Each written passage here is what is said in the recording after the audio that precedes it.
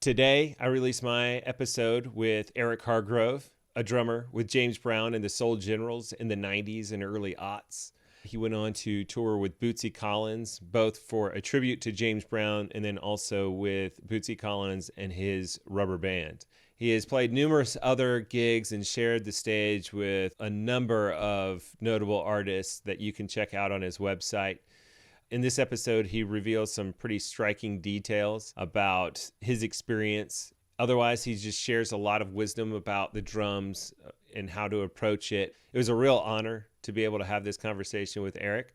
So I hope you enjoy. It's about the tonal textures. It's about the volume and accents you use or don't use. How big or how small are your ghost notes? I remember when I first learned ghost notes when I was in high school. They were no different in volume than my backbeat or my accents, you Sure, know? And that so, happened. and then I started to develop this feel and I was like, yeah, I got these ghost notes. It's all about the ghost notes. And then what I came to realize is like, not only are those not ghost notes, but they turned into this other crutch of like timekeeping, kind of like we can have for the hi-hat. Right. So it was like almost like I couldn't do a beat without those hard hitting notes that are in Wow. between. And so then before long, if you go back and listen, it's like, oh, you lost the backbeat because it's just all busy and it's just Yeah. all there all the time. There's no dynamic and there's no real texture like you're talking about.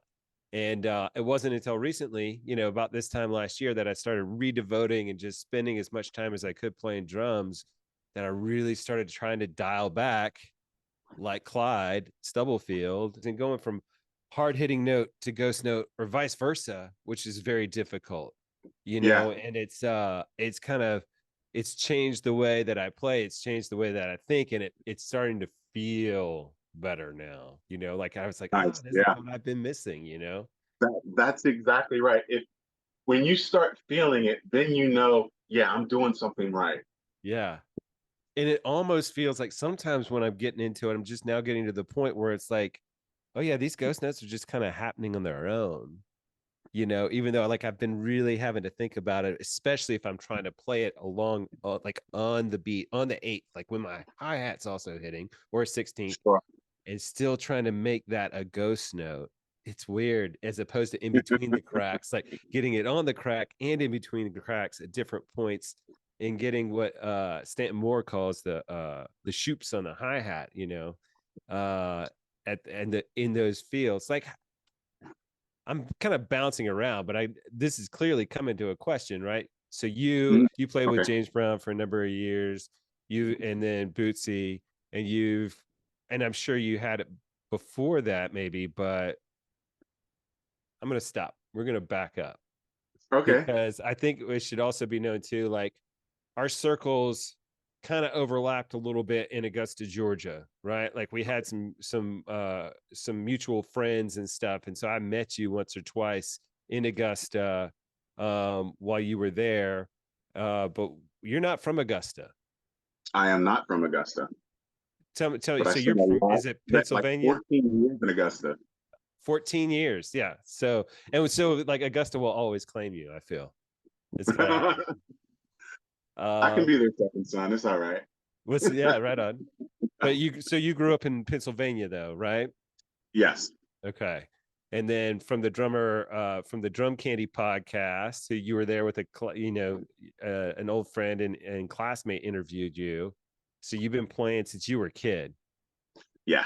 Okay. And then you joined the army Mhm. and did music for the army. I did. Okay. So tell me, how did it go? Like when did you land in Fort Gordon? Like how did the Augusta thing go for you? I got to Fort Gordon, I think it was 93 or 94. Okay. Um, and yeah, when I first got there, one of the younger drummers, came and met me at the airport and was very enthusiastic about throwing me into all the bands because the Army bands have, it used to be like 40 people that made up a concert band, but also made up the marching band, the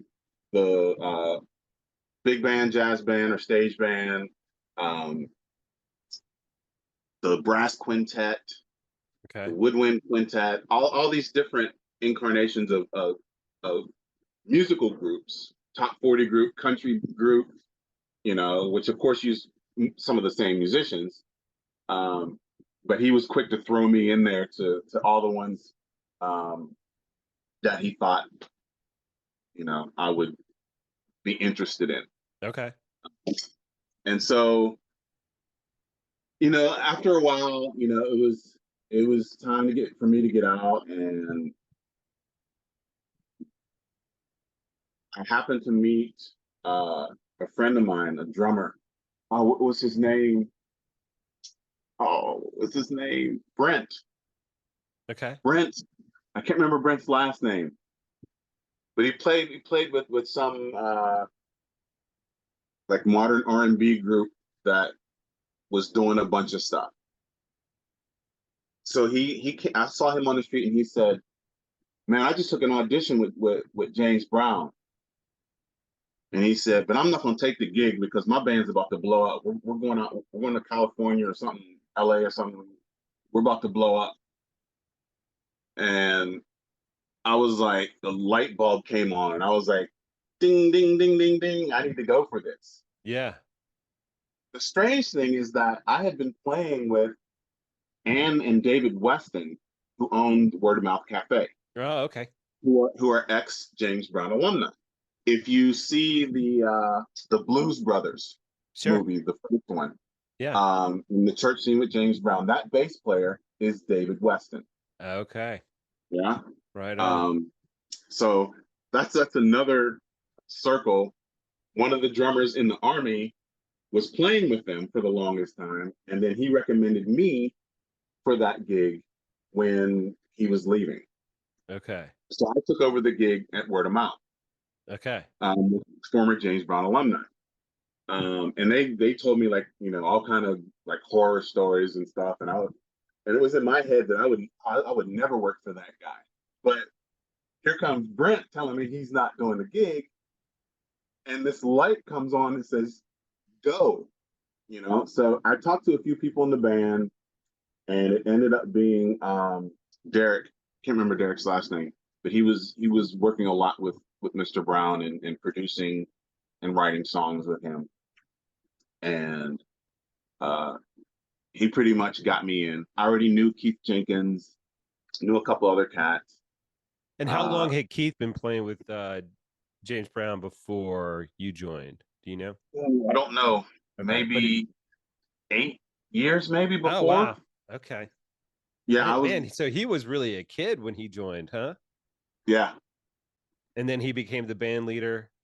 And I think that was the circle that then how I met you, because you remember like Aaron Jacobs, Kelly Jacobs, like I was friends with them and they were friends with yeah. Keith and that whole crew. And so then that's when I started seeing you like at their house or whatever. And so, and then as a drummer, I was just like, I hope I played it cool, but I was like super excited to meet you.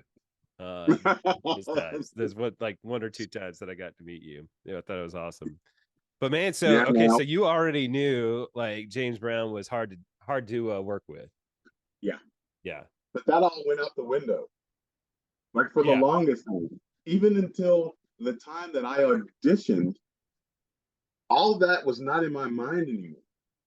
Okay, so just that perception that he was difficult to work with, you just forgot about it. I just forgot about it until it was reintroduced to me by him. Okay. Uh-huh. And how far into that, into you joining the band was that like more apparent? I would say within the first few months, because So, he was kind of giving me a chance at first, and then it right. was like, okay, your grace period is over. Uh-huh. Do you feel like one of the things I never served in the military, but like it can be Mhm. pretty rough, right? Um, Yes and no. It's okay. it's all circumstances. Sure. Where you are what given point in time. Yeah. And I guess sometimes some band directors, music schools, things like that, there could be a stereotype of being pretty hard nosed. But would you It say not? can be. I've had a good mix. Yeah. It's helped mold me, and it strengthened the discipline that I learned through the military. Yeah. And there's self-discipline, and then there's musical discipline, there's rehearsal discipline, which, oh man, so many people do not have. Um, um, Discipline in learning the music before you go to the rehearsal Uh-huh. and not at the rehearsal. And so is it Um, that preparation you feel like is the biggest part of people just not having discipline in the rehearsal? Partially. Mm-hmm. And then it's knowing, you know, how to rehearse. Some people just kind of do this and do that and do that and then try to put it together. And it's like, no, there should have been steps. You should have done this, you should have done that. Mm-hmm. And when the part was too difficult, slow it down. Right. We learned that's learning 101, Right. you know. But I was in groups where these cats just would not slow down. They kept trying to just barrel through, these difficult runs. Yeah. And I was like, why don't y'all slow it down? Take time to just slow it down and get it under your fingers. And what I would say to them today is, I was like, you need to develop the habit first. Develop the habit and then speed it up. Yeah. Yeah. But I was that was not well received. They didn't like you saying slow it down. Nah. And this is with the Soul Generals, or was this with other bands, or? Yeah, it was just a Soul General, Okay. and And it so was this was early in one of the rehearsals uh-huh. down at Studio South. Okay. What Yeah, we used and to rehearse at I Studio. guess the assumption would be like, because it's a big band. I don't know how many. It seems like there's got to be at least a dozen folks though on stage, right? At least. I was the new guy, so I Uh-huh. could say nothing. Uh-huh. Yeah. I was, Right. like they used to say, "You're too new." Uh-huh. Yeah. Yeah. Anything That's would happen, anything I'd say or anything, it'd just be like, "Too new." uh-huh. That was it. That was all they would say. Yeah. Yeah. And then so did you feel though that anything prepared you, and that maybe this is a silly question, but do you feel like anything prepared you for the difficulties of working with James Brown as far as that personality type? Pretty much my entire life Yeah. Yeah. leading up to that. But yes, the military definitely helped Mm-hmm. because his band was like, it was military like, in the Mm-hmm. sense that he was the commander, he was the commanding chief, he was the drill sergeant, he was all the people that are in charge, all at once. Yeah. And you had to just want to do it. And he was the weather too, it sounds like. As far as like personality shifts and whatnot, it sounds like from the stories that I've heard you tell on other podcasts and whatnot. Yeah, his mood swings they were scary at times. Yeah. Um, but at the same time, looking back on it, some of that stuff I wouldn't have had any other way, Uh-huh. because I wouldn't have grown and learned some of those lessons Yeah. about that person in charge, my role, how I need to receive those commands, suggestions, Right. um, thoughts, and all of the above. Yeah. Um, And I was able to carry that on to other places and be like, yeah, I know what this is. I know what this situation is. Um, I kind of know which roads I can take Yeah. to maneuver my way through this. So through those You know, trials, you figured out a way to compose yourself in such a way to where like there was you had some defenses for whatever kind of, insults, or, and I'm assuming insults, but I don't know like how personal that was, but I know that, he could be commanding, and like you had said in other, like you talked about before, just like he'd point to one drummer or another, and like for sometimes like in the middle of his song, and so it's kind of, you're left kind of in chaos. But through that chaos, you found something within that was composed and was able to navigate that yeah. And and it still wasn't serve that the it was music. yes, and it wasn't that it was insults. Uh-huh. It was just that man could be just intimidating just standing. Yeah. Um, it wasn't always intimidating, but there was a reverence you had being in front of that man. There was a natural, I don't want to say natural, maybe it was unnatural, I don't know. There was there was a aura, there was a vibe that came off of that man. Yeah. So if he entered a room that you were in and your back was to him, you knew it. You knew he Yeah. entered that room. That he had that kind of energy. Yeah. And it was scary. It was intimidating. Uh-huh. So you had to learn how to manage that intimidation. Uh-huh. How did Um, you learn? Trial and error. Okay. You just stuck And with it. yeah, and you know, when you're doing stuff over and over and you keep failing at it sometimes, you just you kind of just let loose and just do whatever. Yeah. I learned to manipulate that process to almost ignore him because what I found was that it wasn't that he needed me to play a specific drum groove a specific way. It just needed to feel good to him, Yeah. you know? So anytime that I did that and he gave me that approval, I would always try to recreate it. Um, the crazy thing was that me thinking, okay, he loved it tonight. Tomorrow night, I'm gonna play it just like that. Yeah. Nope, didn't work out. Yeah. Now, again, circumstances. It could have been any number of things.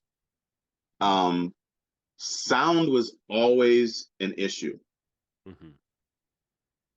The different stages, getting a consistent sound on stage was always difficult, especially with the drums, Yeah. to Because the you point played where, because you played in so many different settings, right? From large yes, stages to small stages, indoor, outdoor, weather being whatever it is, a lot of travel time. So there's, I mean, the variables are countless.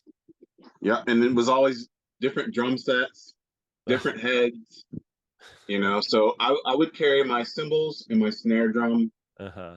When I first got there, I was carrying as much as I could.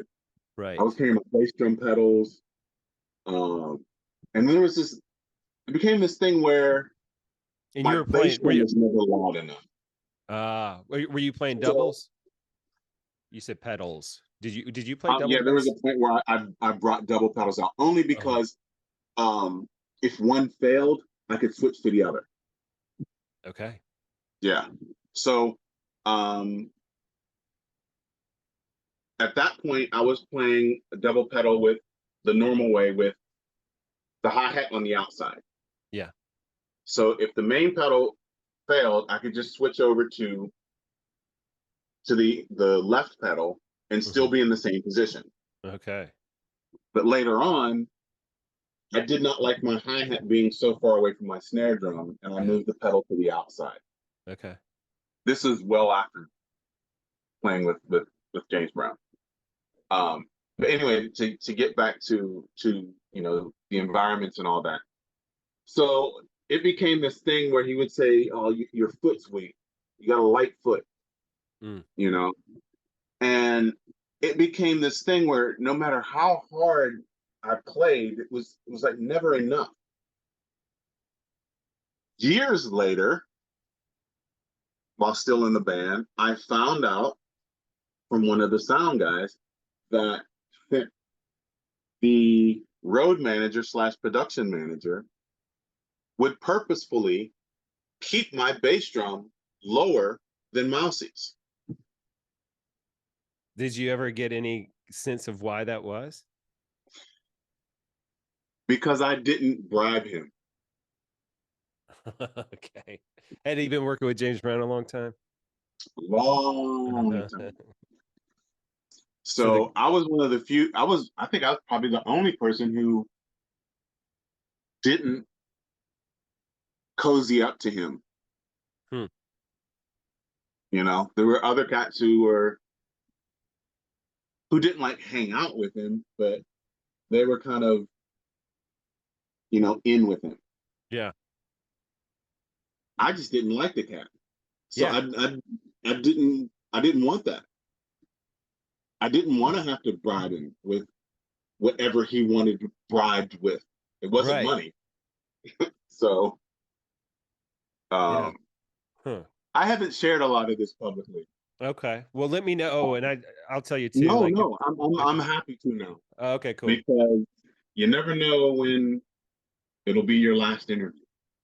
So, Fair enough. But also, I think um, it's valuable for folks to kind of understand too. And I don't gig currently. I do like open jams and stuff. Like that's been my thing lately. Like I just started okay, getting back out there, but you know, you always hear about or one of the things that I've adopted because the ideas that I've gotten from so many different drummers and also just kind of my what I find like matches my moral ethics and my code is that we're all sure, there to serve the music, right? So like we try to get out of our own way in order to like lift up the music, right? So like when it's you playing the drums, it's really you're there, but it's also like the music's going on. And so you're not yes, like looking to like do your latest chop or like, whatever take over. And the assumption is that when everyone's doing it, the music's good, right? But when you're working with so many people, and what sounds to me, and I'll just go ahead and call it because that's how I see it. I feel like you're kind of person who calls it as you see it too. Like there's kind of some toxicity going on in that environment, and I also understand too that there's a dual nature. Like there's definitely a reverence that you have for it, and I think we all do. I mean, I love that music. You can't you sure, can't beat it. Like, um, so, but at the same time, there's duality to all things, right? definitely. And And yes, there was some toxicity, and it would dissolve at times, but the overall picture of it all is it was still a family. Once you were there for a certain amount of time, it still became a family, and you quarrel with your family members, and that's what it was, because people had been there for so many years. They'd seen people come in and out for you know decades or more. Like when I got there, some of the guys had been there 20 years or more. yeah, Mr. Danny Ray had been there like 30, almost 40 years. right, So this stuff that I was going through was just they had seen that time and again. yeah, sure, You know, but there were points where I had to find myself because I had lost myself, sure, and I had to rediscover. Okay, yes, this is who you are. This is what you can do. You know this. People have hired you to do this. Um, this world icon has hired you to do this and has kept you on, has not fired you, so you must be there for a reason. You were having to remind yourself that you were hired to do this because you had it. Like you had the skills, you had Yes, whatever it was, but you were having to remind yourself of that. Like yes. how like do you remember about how far along in that process or in the band that you were when that really started coming up? I don't remember the year. I think it was my first or second year, but we were at the Barbican Theater in London, Uh-huh.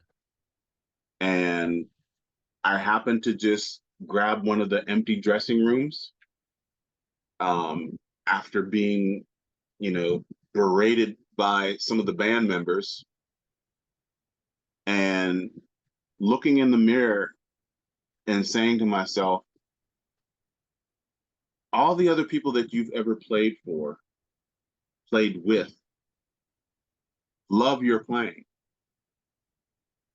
They can't all be wrong, you know? And then Yeah. I went back and did my thing.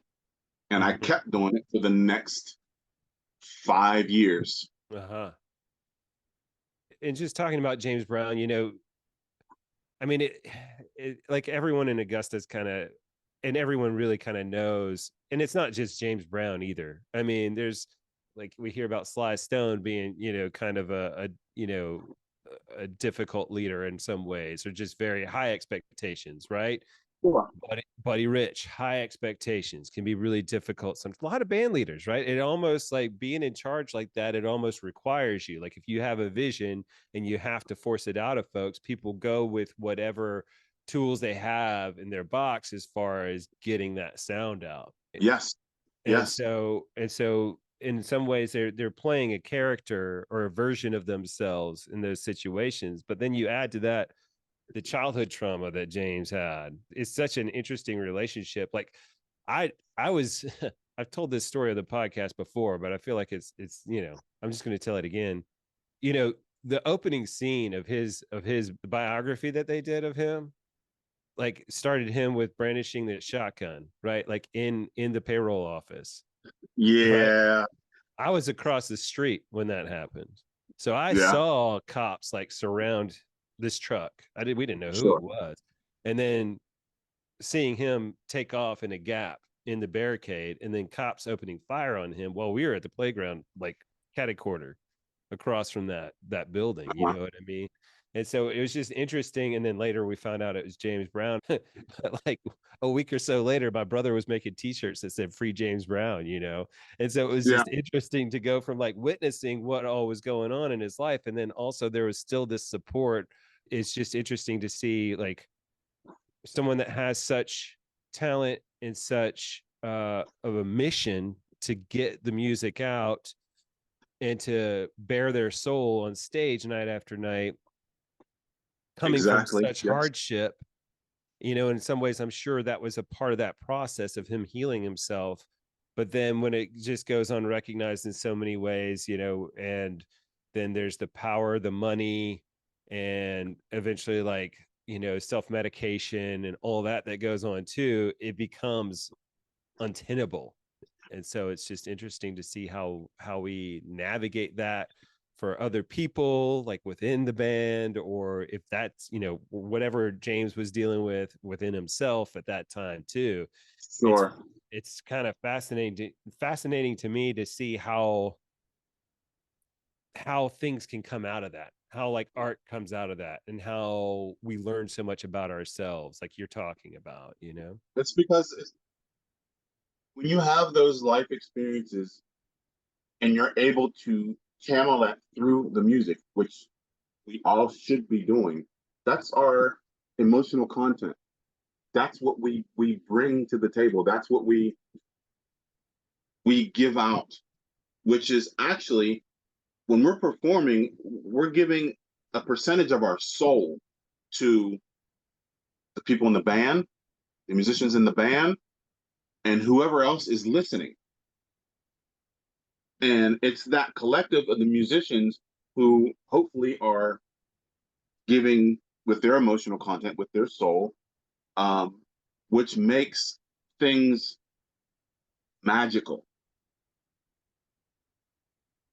Which you listen back to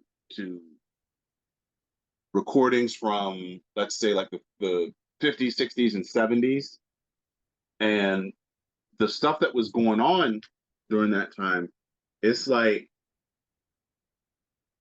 a lot of that music is timeless because of the emotional content that went into it.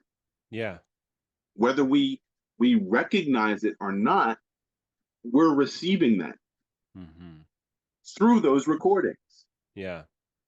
That sound is hitting us in that way that we just, oh man, I love that song. And you can listen to it a million times. There's a Absolutely. reason for that. There's a deeper Absolutely. connection to the music than just notes and sound. With Mr. Brown, I mean, yes, he had a lot going on through his life that he was able to use that to shape himself into this persona who dominated everything. He came out and just dominated to the point where people from all genres were looking at him. They Yeah. were getting examples from him. They were being inspired by him. Yeah. They were taking some of his grooves and using in their music. Absolutely. You know, so like you may have heard me say on one of the other interviews, and I hold this to be true, and it's not just these three people, but these are the three main people that I think really shaped music and uh, just touched every genre, and that's Chuck Berry, James Brown, and Little Richard. Yeah. Um, those three guys influenced so many people from other genres that music would not be what it is today without them. Absolutely. And especially for the timeline that they were, working in, and like what came out of those eras, Yeah. Um, well, there's another question that popped up in my mind, because there's been kind of a campaign, not a huge campaign, but in the drummer community, a lot of Hmm. folks, and especially before I think Clyde died a number of years ago now, but like they were talking about trying to get people like Clyde Stubblefield and all those drummers that were really responsible for a lot of the rhythms, or the ones that were playing the drums, that became some of the most you know not stolen but sampled, or Yeah. grooves that everyone knows about. And still James Brown gets kind of touted as like where that comes from. How fair is it to say that those rhythms, whatever Clyde was doing, wouldn't have happened without James Brown? Um, that's almost an impossible question to answer Fair because enough. it's circumstance. Yeah. Well, let me ask you this then. Could someone have predicted that Clyde would have come up with that stuff? But that came up because of they were in a rehearsal. Right. If you're talking about Funky Drummer Right. in particular, Sure. um, and they were playing the song, and the way he played it was how he was feeling it at the time. Was You there know, any? Yeah. so who's to say if that was something that was in his stockpile? Fair enough. You Yeah. know, It's probably not a fair question. Well, I can let me see if I can switch that to a question that maybe is more personal to you, that you would be able to answer. mm-hmm. But is there anything that came out in your style of playing or your technique that was because of working with James Brown?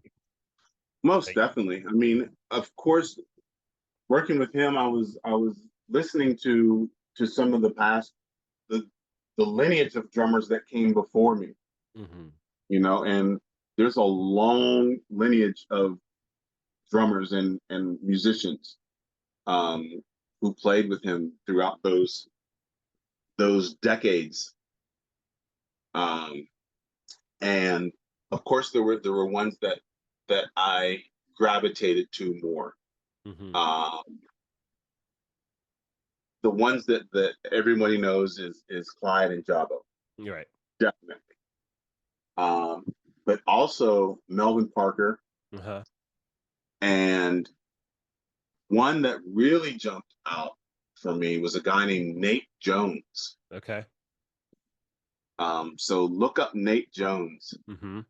Um, and I can't remember which song was it. I want to say it was "I Got the Feeling." Okay. There was recording of him playing it, and it was just like, wow. And it was like Nate Jones, Melvin Parker, and Clyde. It was like they had overlapping styles. Yes, they were their own individuals. They weren't copies of one another, but there were things that overlapped, like ghost notes and rim shots, Mm-hmm. you know, um, which was just amazing to me. So for a long time, I was trying to recreate those sounds and those grooves. What style of You know, music? Like, I mean, obviously, like you'd gone to you'd done a lot of music in school, and then going to the military. It was your job. Would you? And so you played a lot of different styles, right? And you became familiar, and you developed skills across all genres, no doubt. But was there a style or a genre that you gravitated toward the most? um, not particularly. I Mm-hmm. mean, I loved like when I was growing up, I loved 80s fusion. Mm-hmm. Um, so a lot of that, I still listen to today. Okay. Um, because it's funny because a lot of that stuff is what um a lot of drummers have gone back Right. to learn some of the chops that they do in the music that they do today. Yeah. Um, it originated back then. Yeah. Not just the 80s, but there's stuff in the 70s as well. But growing up, I was listening to what was ever on the radio, on the soul and R&B stations. When I was in high school, I was in a classic rock band, Mm-hmm. so I got turned on to stuff that I probably wouldn't have listened to until someone else turned me on to it later in life. Right. Um, but that helped shape um, the stuff I played and how I played it. Yeah. Listening to Zeppelin and the Kinks and the Stones and Van Halen, Yeah. you know, and I still love that stuff. I'm still a huge Zeppelin fan, Yeah. Yeah. um, but they were influenced by James Brown. Right. The Rolling Stones influenced by James Brown. Right.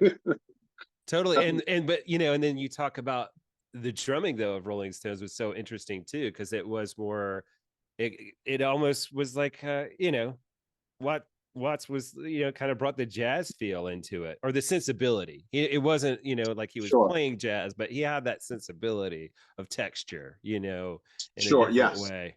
It brought a different feel to what they were doing. And he was able to have his own feel Mm-hmm. match what the rest of the band was and Right. what the music was doing. Yeah. He was, and that just became their sound. Yeah. Yeah. You know, it wouldn't work with anybody else. Right. I would say this though, Steve Jordan's doing a good job, I think. Yes, I can't imagine I a mean, better person. Also a master at textures. Yeah.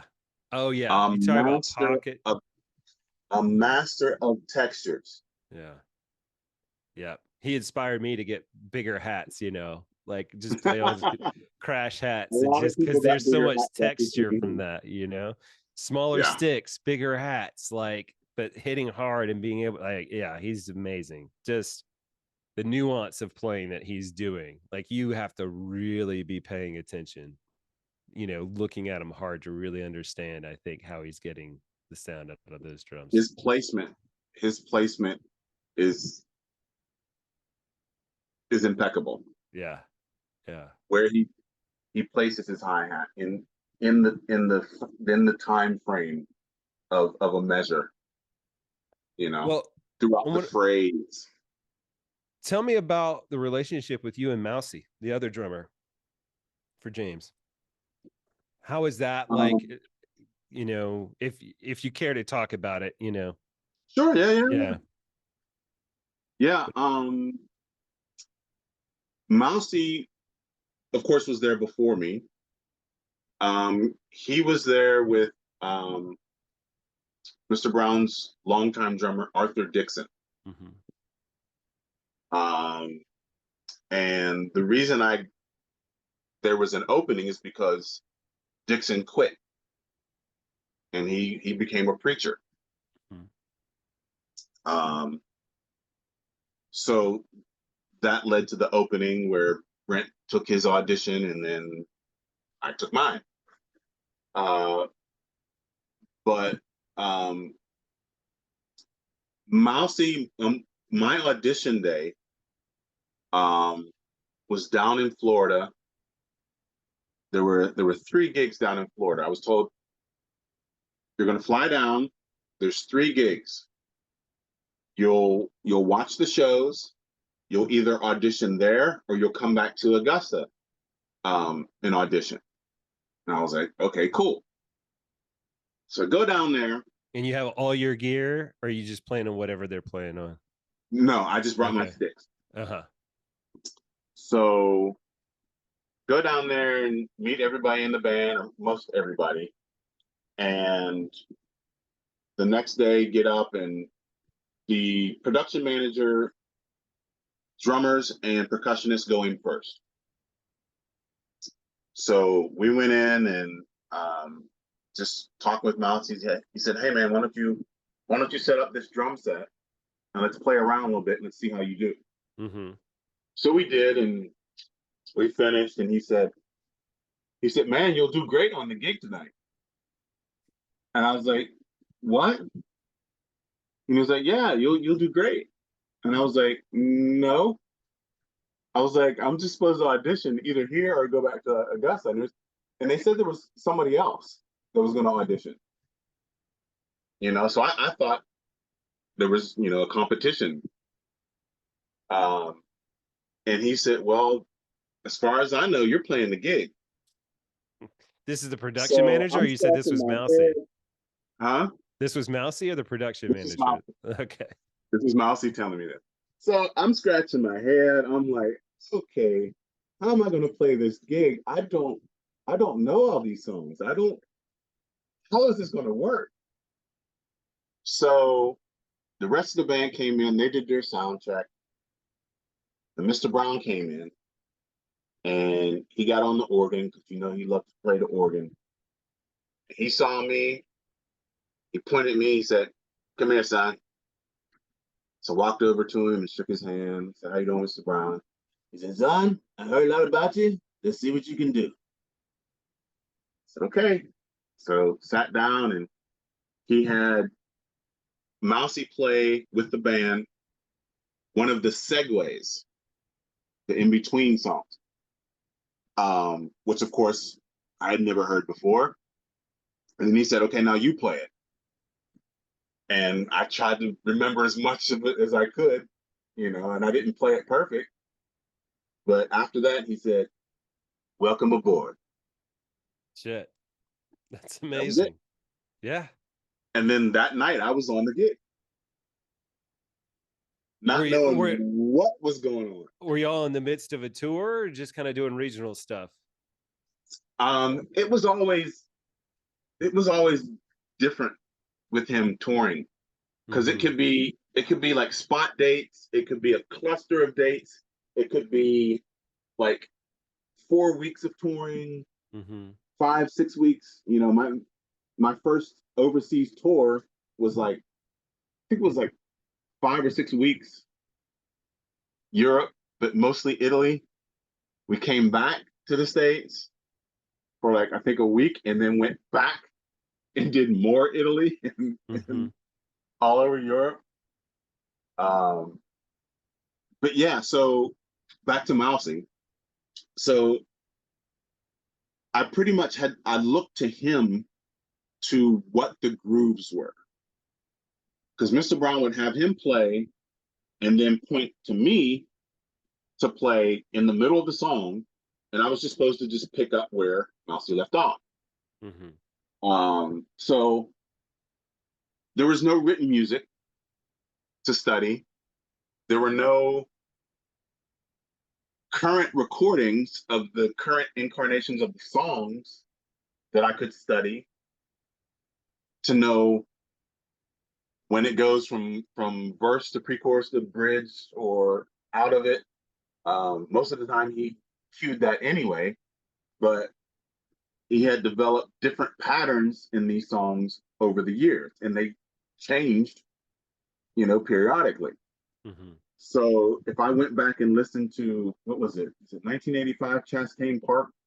Um, it was outdated. Yeah. You know, there were some things I could get from it, but like he was playing a lot of the songs fast. Yeah, faster than the original tempos. But he was Sort doing it to fit in a lot of hits, a lot of his hits. So we go song to song to song to song. He would only play like so much of one song, and then he goes to another one. So to Gotcha. be able to fit that in the 2 hour period that we played, Uh-huh. So it really became kind of a review, right? Like at that point, he's giving the kind crowd of what they want. sometimes. The thing about him was, this was his. I like to say this was his train. This Yeah. was his toy train set. Uh-huh. He moved things around the way he wanted to. Okay. It was his concert. He ran it the way he wanted to, no matter who tried to influence him to do what and when. Oh, can you do this song, Mr. Brown? We really would Mm-hmm. love if you do this song tonight. Mm-hmm. That was almost a guarantee that he wasn't going to do it. Yeah. Right. Right. You asking him to do it, forget it. You're done. So was Mousy like helpful at all? Like did he kind of, take you Yes, aside yeah, and say, okay. yes. I learned a lot from Mousy. I learned a lot also from the percussionists. Uh-huh. Uh, George Spike Neely. Um, Both those guys are great human beings. Um, there was there was a lot of times that they were riding me if I was making mistakes. Mm-hmm. That was a part of the gig. If you had a thin skin, you didn't belong there. Right. Yeah. You know, so there were people who would say, there were famous people who would say, "Oh man, I would have loved to play with James Brown." Little did you know Right. what you would have gone through. Yeah. You may not have stayed. Right. It took me a while to like develop any that kind of thick skin. I was just thinking like to my own experiences on, just going through medical training and stuff. And clearly there's points where they say like when you're going through medical training, they pimp you, right? Like, so your attending physician or whoever's in charge of you would pimp you, Right. basically just put you on the spot, ask you questions about, whether board questions or anything else, or Sure. procedural or whatever is going on. They put you there kind of like it sounds like you dealt with too. And what I kind of picked up was something similar to you. It's like, it's not me in there. Like I've been putting in a lot of work. I've been trying to learn a lot. Like this is a moment to shine. If you don't and you get berated or whatever, just take it. Just it's humility. Like get out of your Yeah. own way. It's not you. There's something inside of you that cannot be damaged, kind of Yes. that spirit. Like it does not have to be out there to be, criticized at all. Like Yes. this is just the job and what it requires. And you might not hit it now, but you can, like, you'll never forget it again at this point. Or Exactly. the details of those mistakes, would you say that they were very specific about the level of detail, or would you say that they were like bigger mistakes that they would like not let you It was buy on? all through the spectrum, Yeah. given depending on the point in time, at the beginning, the middle, Right. you know. What So and what is it like these days? Obviously there's a lot more to kind of cover. I just want to be respectful of your time. And so I just kind of want I'm to good, check in. man. All right, cool. Cause I'm good. I mean, I love what you're putting out there. I think it's super helpful for a lot of folks. I mean, clearly I could tell too, you have a teacher's mindset. And so, in your sharing and everything. Um, so to that end, there was something else that you said in another conversation I heard. You talked Hmm. about your skill set being like a playground, right? And how, like, so oftentimes the discipline that you had mentioned, whether it's like rehearsals or whatever else, so Hmm. oftentimes we can, what I've always called a rut in playing, like we just end up on the slide on the playground instead of, whereas like the place that has so many other features that we just Yes. don't hit up. Like, how do you encourage, or what do you see in your students or in yourself maybe at different points on like the best way to go about like redirecting yourself or your students on getting on the bars or doing something other than the slide? It just comes from, you know, teaching, all the different rhythms and how these rhythms can overlap in different styles of music. And going from, you know, just basic groove, eighth notes, simple bass drum patterns, simple snare drum patterns, uh, to more stylistic stuff, to funk, to rock, to swing, and how each one can have um, an influence on the other. Right. And so once you've had a chance to test those different places on the playground, Mm-hmm. you'll find that you'll gravitate to one place, but you will also enjoy, you know, being on the merry-go-round and the maypole and swings and whatever else, Mm-hmm. you know. So you ha- it's most of the time you need somebody to introduce you Mm-hmm. to these things, because many times people get interested in an instrument, and it's because they've heard a song by a particular artist. They might kind of get stuck in that, depending on their circumstances. Sure. You know,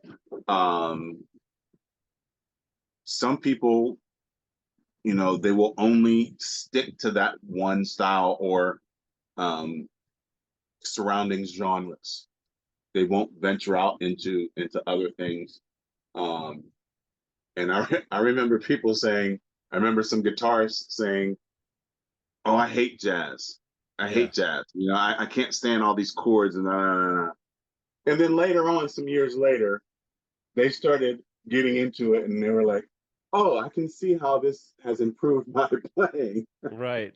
and my sense of melody and soloing and all of that." Yeah. But you can't tell them that then, Right. especially not a drummer.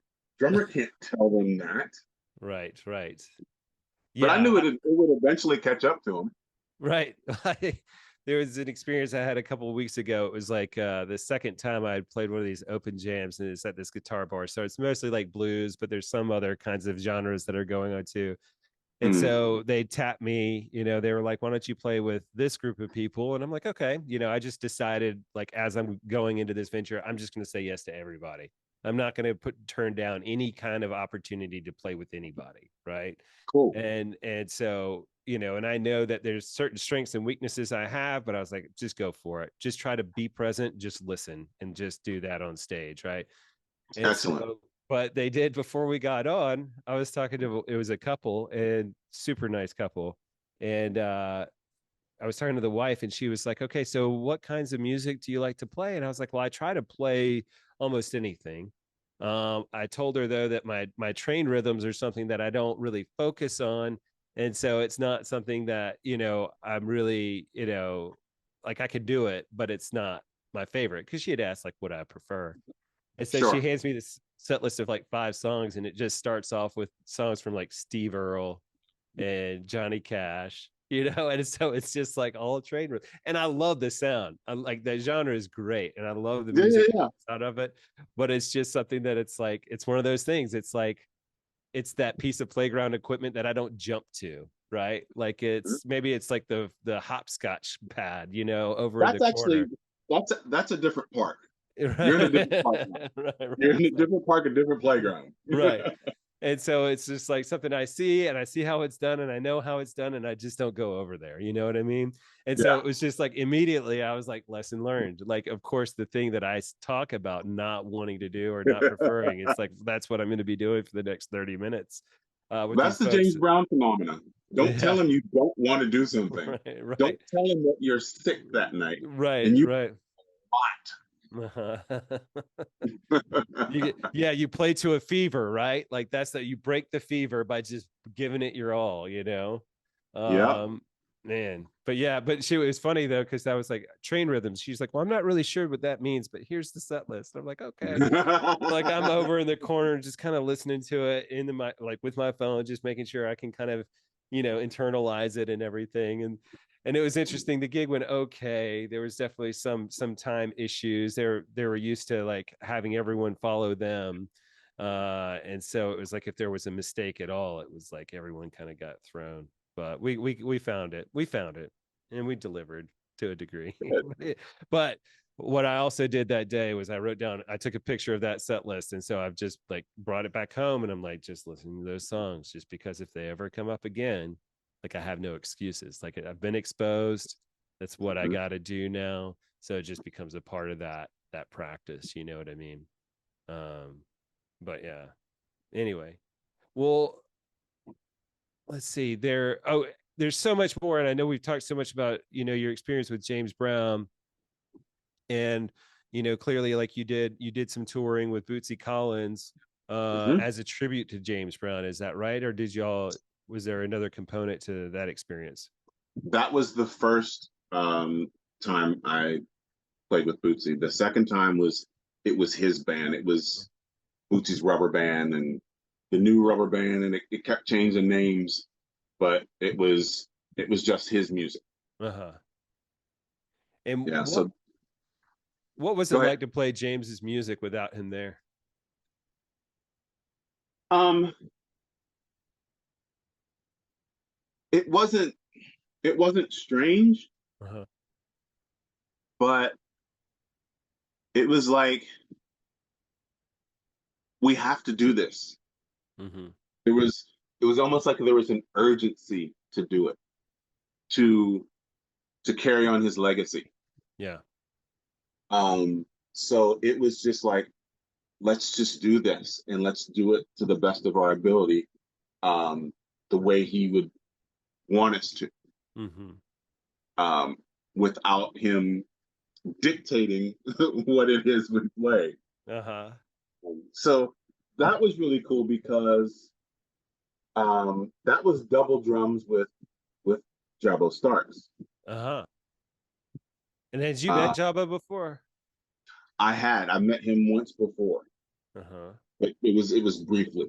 Yeah. Yeah. But it was great to be around him and to talk to him, um, and just his presence being in the lineage at the end of the lineage that where he came before. It was, for lack of a better word, it was special. And Bootsy was commander in chief. He wanted people to play it, how they felt, but it still had to be it had to be right, Mm-hmm. Mm-hmm. so he gave a lot of direction, um, and that particular tour was it was like it was like four or five bands in one. So there was the big band where we did all James Brown stuff, but there were like a few opening bands, which was still us. Okay.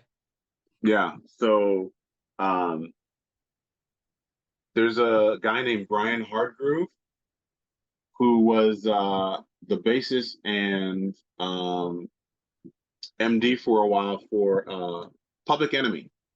Okay. Wow. Um, but again, people tend to think, oh, I know it. I know who Public Enemy is. I know what kind of music that is. How does that translate over to James Brown or Bootsy Collins? Blah blah blah.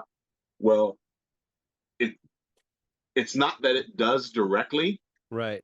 but Brian is one of these cats that's just he does it all, Yeah. and he sings, he plays guitar, he plays drums, all extremely well, And you I know. imagine too, like what I'm assuming, like because I'm a big fan of like Kamasi Washington and folks like that, like other players, like jazz players that have worked with Snoop or Kendrick Lamar, these folks too, like. And what you find like with a lot of those hip hop artists too is like there's a lot of there it's like a there's like a not a guide but it's like um this translator of music that knows how to like that they understand their instruments and music so well that when they're talking to someone who has more of a like visionaries like those folks I mentioned, but maybe Hmm. not without the musical chops or background, they're able to help kind of express or amplify that musical genius that's actually within those characters. Like people don't realize like Snoop actually was a composer. Like he knew the sounds that he wanted to come out. And it was just a matter Right, of him communicating with these other folks that could then really kind of highlight it and know what he was talking about and bring it out. Right. right. Like, and so that's kind of what I'm imagining Hargrove was like. Yeah. So he was he was helping run that tour, Mm-hmm. but he was also um, with one of the opening bands I was in, which was playing a lot of James Brown's instrumental tunes or JB's instrumental tunes. Mm-hmm. The JB's. Yeah. Yeah. Um, so we were doing those, and then there was there was a rapper who we would use some of that same opening band Mm-hmm. to play whatever groove we came up with that night Fun. behind Yeah. him. Um, then there was a singer we played behind. So it was like we were the opening bands and with the main group. So like Jabo and Bootsy's brother Catfish and some of the other people, they weren't in that. Mm-hmm. They only came on for the main event. Yeah. So that was a demanding gig. That was some real endurance that I had to have. And was this Because after your circus gigs? it was So you had developed some a year stamina. after. Okay, so you had developed some stamina. I mean, obviously throughout like your career, like you've been playing for these extended periods of time, but that one sounds like it was definitely kind of the marathon compared to the other ones, huh? Yeah, circus is a whole different. That's that's like a playground on another planet. Uh-huh. So, Yeah. um, yeah, the first year I did it was definitely a lot. It was 90% endurance, Yeah. 10% mental. Uh-huh. The second year, those numbers switched. It was like 70% mental, 30% endurance. Just because of the amount of, so what The I think music what you had change. said before, like the amount of attention and focus you have for everything that's going on in that room. Yes. Plus the second year, the music changed. There Uh-huh. were a lot of samples that I had to trigger. I had to turn on and off, Uh-huh. not just hit it, play along. Right. It was like on, off, on, off, Right. catch that trick, catch the trapeze, Yeah. follow the band director. So I had to have line of sight with the band director because he's watching the acts Wow. and the music goes to the act. So if anything happens different in the act, the band director has to change what we do. We have to Right. go to a different part of the song, Right. you know. Yeah, man, that's a whole other thing. It's circus drumming for Ringling Brothers, at least, Yeah. is a whole other thing. Cirque du Soleil type stuff Right. is much easier. Yeah. Yeah. I mean, there's a reason that like circus, like the concept or the metaphor of a circus is what it is, right? Like the Yeah, chaos and the amount. But like when you're talking about the literal function of it, like yeah. How do the you drum recover from chair. that night to There's two night? chairs that are just, you have to be like really on it. It's the Hmm. drum chair and it's the first keyboard chair Okay. because the first keyboard chair has to do a lot of the sound effects. Uh-huh. So you have to know what each of those notes, you have to program those sound effects into the keys of one keyboard. You know, the programming that those guys had to do was just insane. Yeah. Yeah. You know, Well, and then of course the band director who had to, he cued some, he would trigger some stuff sometimes, hmm backing tracks as well. That gig is people just don't know that is a demanding gig. Yeah. Hmm. If you get a chance to interview somebody, interview Sam Wiley Okay. because he did Ringling Brothers for a number of years, and then he did Big Apple Circus in New York. I don't know if he's still doing it. I don't know if that it's still there. I don't know. Okay. Um, but talk to him. All right on. Well, speaking of like the folks that like mentors, and you talked a good bit about that, like just picking it up from other folks. Like, who are the folks that are still in your head? Like when you're sitting down, I don't know if you get to practice much these days, or if you're shedding out different chops or skills or whatever. Like, who's in your head these days?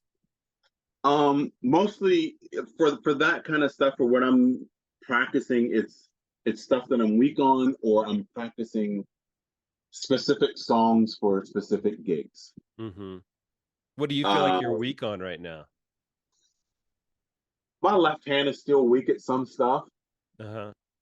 um, which is just, it's always a a work in progress. That weak hand, or whichever it may be. Um, but one of the things that I've been working on is the mental aspect of playing, and like people have been saying, get out of your own head, get out of your own way, Uh-huh. um, because a lot of the times that we stumble is because we're focusing on something in particular too hard. If you practice it, if you make it a habit, and this is something that I teach my students, is how to make habits. Most everything we do, music wise, when we're playing grooves, we're playing a habit. Hmm. We don't have to think about playing eighth notes on the hi hat. Right. We don't have to think about playing the bass drum on beat one. It's a habit. We know to do it. We don't have to think about doing that. So once you create these habits, it frees you up to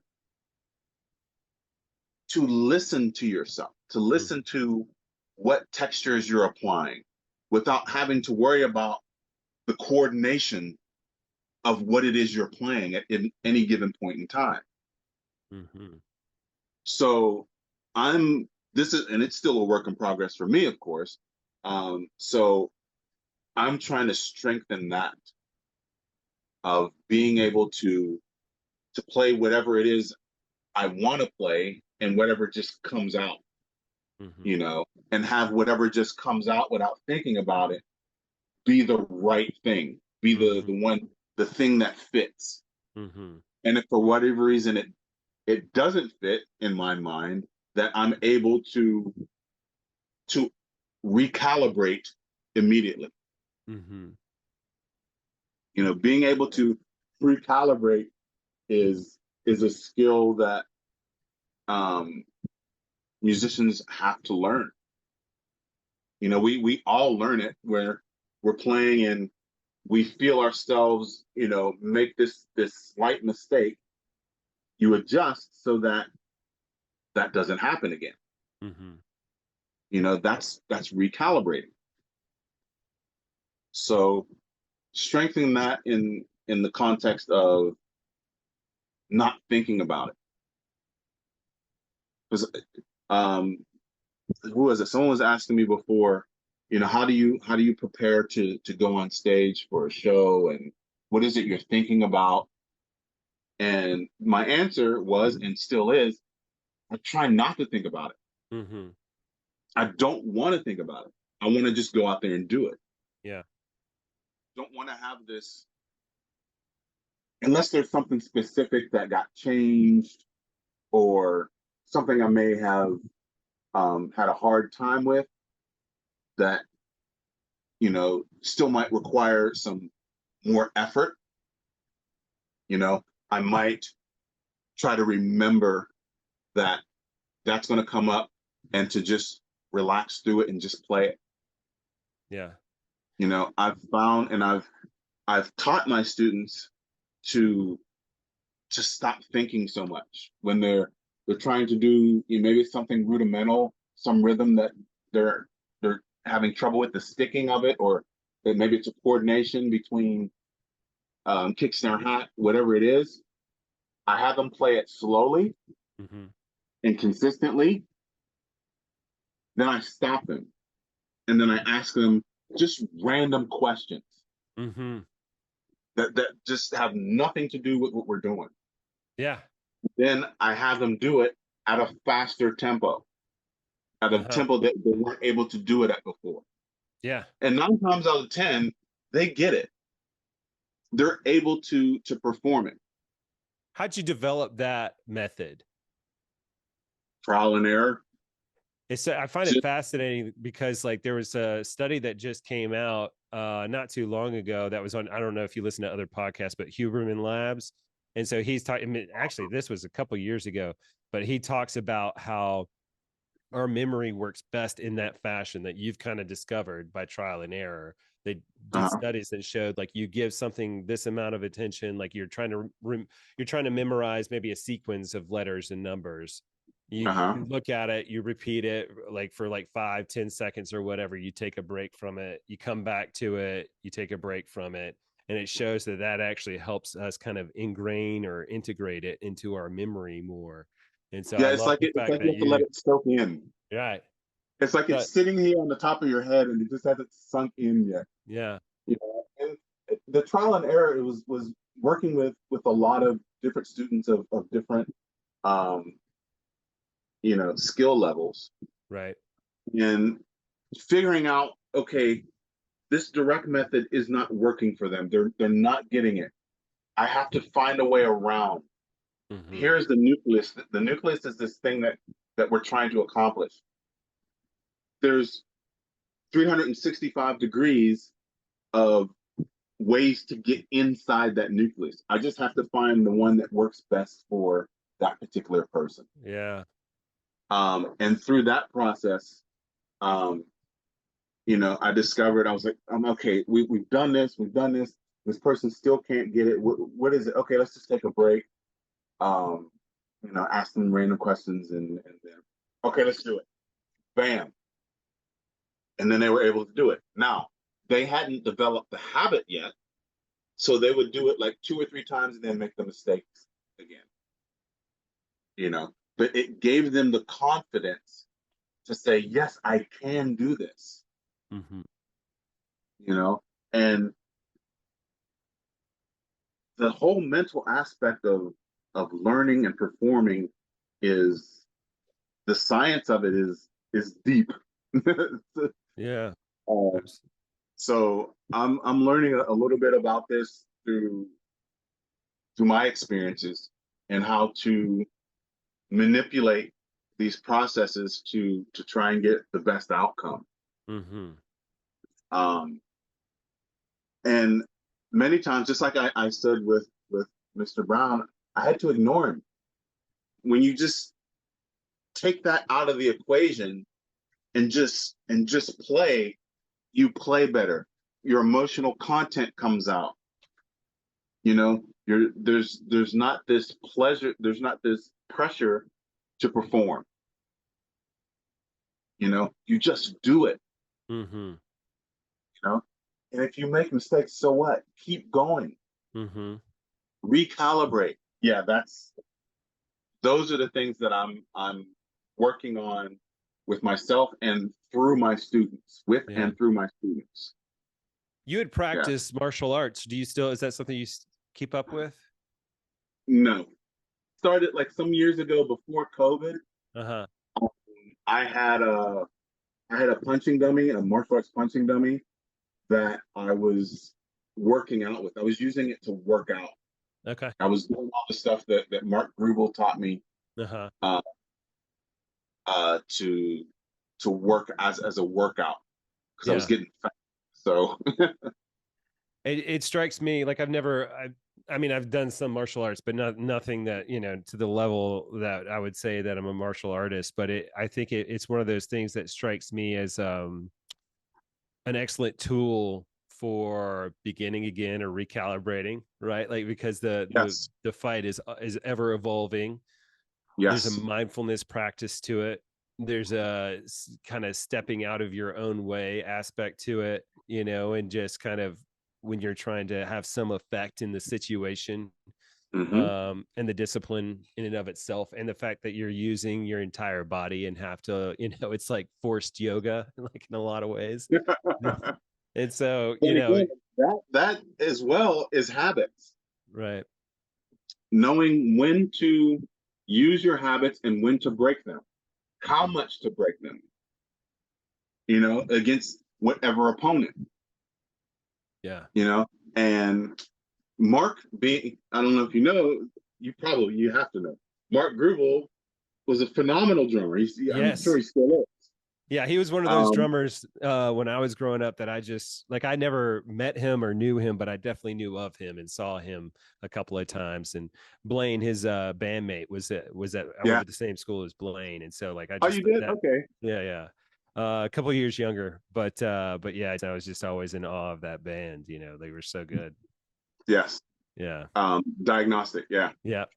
Um, Blaine worked at the Word of Mouth the same time I was playing there. Oh, right on. Okay. Yeah. We used to we used to have this communication. Um, the Word of Mouth used to serve these rolls, these bread Uh-huh. rolls, Yeah, I remember those. really good. Yep. And he would walk past the bandstand, and if I caught his eye, if I saw him, he would hold up a roll, and no matter where I was in the song, I had to do a roll. Nice. I love So it. it became this game, he and I, this game we played. And Dave Weston would look over at me sometimes and be like, "What are you doing?" Uh-huh. And Playing then a he caught game. on. Dave caught on to what we were doing. He asked me to stop it. Awesome.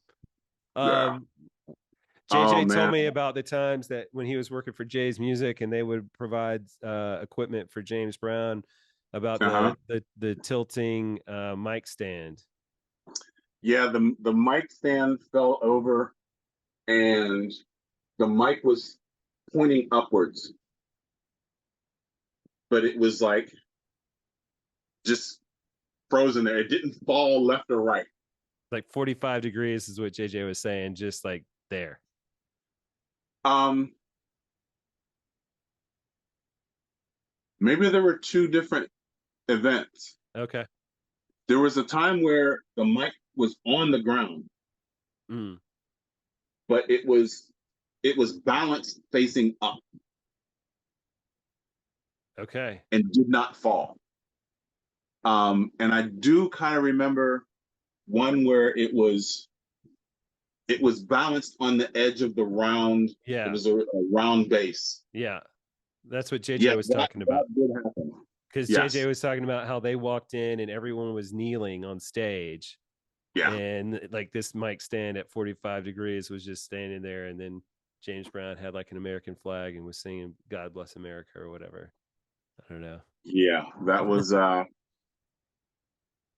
rehearsal. That was an interesting rehearsal. Yeah. A lot of things came out during that rehearsal. Um, yeah, something happened at one point where James Brown was supposed to sing the national anthem at one of the local hockey games Okay. at the arena there. Yeah. The Augusta Lynx. So Yeah. yeah, so I went, you know, wanting to support and check out a hockey game, but he got sick and he couldn't make it. So the announcer came on and he said, unfortunately, Mr. Brown won't be here tonight. He's fallen ill, and won't be able to sing the anthem tonight. And the entire arena applauded that he wasn't going to be there. Wow. There's only been a few times I felt that sick to my stomach. Yeah, and that I think that again shows like that mixed relationship of Augustins and James Brown, because Augusta, So it seems like Augusta a lot of times loves to claim James Brown and then also would just not show, any love. much. Yeah. Yeah. So after that, I wrote an article and I sent it to Stephen Yules, and it got printed in the paper. Mm, Mr. Brown saw it, and that the next rehearsal that we had, you know, he mentioned it and he he praised me for a short bit, which was rare, you know. But I got a little bit of praise from him, and I could tell that he really appreciated someone sticking up for him. yeah. Because my main issue was that this is a guy who created and shaped a genre of music and has touched so many other genres, that is a world icon because of his music. That's your only focus. Yeah. I was like, support, you know, the man behind the music, not his personal life. Right. You know, that's a separate thing. Celebrate him for all these things that he does. The the numerous uh Thanksgiving turkeys that he would give away, Thanksgiving turkey Right. giveaway, the Christmas toy giveaway Right. every year for I don't Right. know how many. I'm sure it was many years before I even moved to Augusta in '93. Right.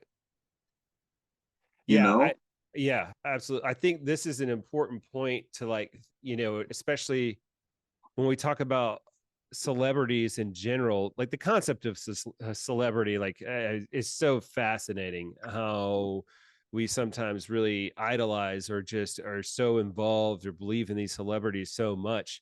And at the same time, you know, for any of it, like that's a person, right? Like that is a yes, who is fallible and they're human, yes, and so often they can represent something that's much larger, you know And so we always have to like really kind of take both of those things in, and again like recognize like we have to hold two different ideas in our heads as far as Yes, like what it and who that person is. And I think for particularly for James Brown, I think it's easy if you're looking back at the history and you understand what he had gone through, and you understand what being raised in the South was like for a black man, or like I don't know what that's like, but I can imagine, like if you look at the history, you can kind of imagine just with a little bit of empathy what that would be like, right?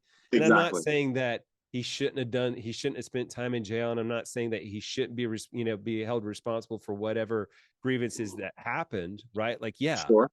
And at the same time, you know, we can still appreciate what he was able to do despite and because and through that trauma.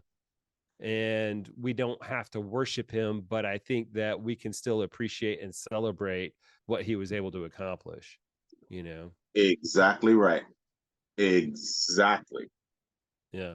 And And he saw that I appreciated him in that manner, that I recognized him for being human and for his accomplishments, and that I wanted to get other people to understand that as well. right. So he really appreciated that, Yeah. you know. And so when that mic fell and was pointing up, I think he put the paper down next to it at one point. Uh-huh. The article, yeah, I gotcha. Huh. if I Interesting. remember that correctly. Right on. Well, I don't want to take up too much of your time, but I am fascinated to know like you still have projects going on, right? Like you're still making music. I've been writing like crazy. Mm-hmm. I've performed some stuff with some people here, with some a Cuban guitarist and a Okay. Norwegian pianist Okay. who are amazing musicians. Are you finding? Uh, I imagine there's a lot of expats there where you are in Singapore. You're in Singapore, there right? are, Yeah. yeah, there's because it's a financial hub, Mm-hmm. um, and because it's just close to so many other countries. Mm-hmm. Um, there are a lot of expats. It seems like a unique opportunity to make different kinds of music. Yes, Yeah, that's cool. there's different stuff here and there, and I've played with a couple Asian artists. Mm-hmm. You know, done some shows with them. It's funny because one of the artists that I played with, Asians seem to really revere him, and he packs out stadiums. He is a big deal. Uh-huh. And what style of Uh, music? it's it's pop music, Mm-hmm. um, that's sung in Mandarin Okay. and sometimes a bit of English, but it's I don't want to characteristics of R&B, new and old, Yeah. soul, new and Yeah. old, pop, new and old, Uh-huh. rock. Some there are usually strings, Wow. small string section, Mm-hmm. with strings backing tracks and the whole nine yards, sung in Mandarin. Okay. Well, So cool, man. yeah, I really appreciate your time. Yeah, this has no, I been a appreciate lot you of asking me to do this. I love talking about this stuff because I feel it's important to share with the community of musicians, not just drummers, percussionists, whatever, but mm, musicians, because there's a lot that myself and other musicians have gone through that other people don't have to mm-hmm. if Yeah. they learn. Yeah. That can just help speed up the process to get to performing the music Yeah. with emotional content. You know, get there without having all these stumbling blocks or wasted rehearsal times because your rehearsal etiquette sucks. Yeah. I love that too, like in sharing that because I I think we all sometimes find this piece of like, you know, and maybe this is dying away in our culture. I hope it is. But people would sometimes find certain skills and they would just hold on to it for themselves, right? Like if they were able to do certain techniques or whatever, they wouldn't want to Right. show other folks how to do it because that's what makes them special, right? Like it's this fixed Yeah. mindset of like, if I don't have this, then who am I? They hold their identity to that. But if you can share your experience and share how you got through certain things, ultimately what you're doing is opening those gates to allow stuff to come to you as well. Like that Yeah. sharing is so important because yeah, you're sharing, you're elevating the music all over for Yeah. everyone. If anyone can take something from what you're sharing and then you can do the same, then it it raises all boats, right? And so Exactly. as opposed to this kind of scarcity mindset where it's like, no, I have, this was mine, I'm the pro, this is how I do it, only I can do this. No, we can, this is how I accessed it, maybe you can find benefit in that too. So Exactly. I really appreciate that perspective and your sharing. Yeah, man. It's really important. It has to be done. And next year I'm going to be doing something similar to what you're doing. Oh, nice. Um, I'm doing a drummer and percussion roundtable under Drummers Universe. Right on. It's going to be like what we're doing. Uh-huh. We're having a conversation, and I'm just going to host it. But I just want people to talk and share their experiences. And it's not going to be always the cream of the crop drummers and percussionists. It's going to Yeah. be people that are mid level and maybe sometimes even beginners to share what they've gone through. Yeah, that's who, yeah, that's the, those are the folks that I feel like can help so much because I think a lot of times when you start doing a podcast or it's nice when you capture someone who's got some a large followership, right? It can kind of Yeah, help promote in a lot of ways, but also what the difference is, and I think you can probably give a little bit more credence to this thought, but my thought is that so many times the only difference between the drummers that are regional but grinding it out every day and maybe they pick up other jobs to make sure that it can still work but they're still the musician and they're making it work, the only difference between them and those that have made it is a lot of times luck, because if they're putting in the work, they're putting in as much work as other folks have. Sometimes it's there can be a number of reasons maybe that they don't become financially successful or whatever. sure. Most folks don't, and there's amazing musicians and probably so many amazing musicians we might not ever hear about that are out there doing it every day. Yeah, And to you me, know, they're the ones that are navigating those blocks, that yeah. in a big way, like all the time. Like I mean, they're there's got to committed. be hundreds of thousands, if not millions, especially around the world, of musicians who are really great musicians that have never had the opportunity to do a big gig or something where they would be seen, Mm-hmm.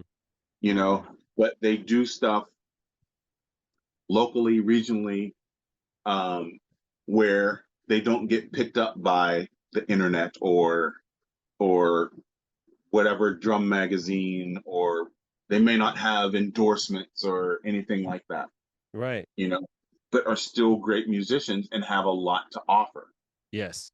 just by having conversations like we're having. Absolutely.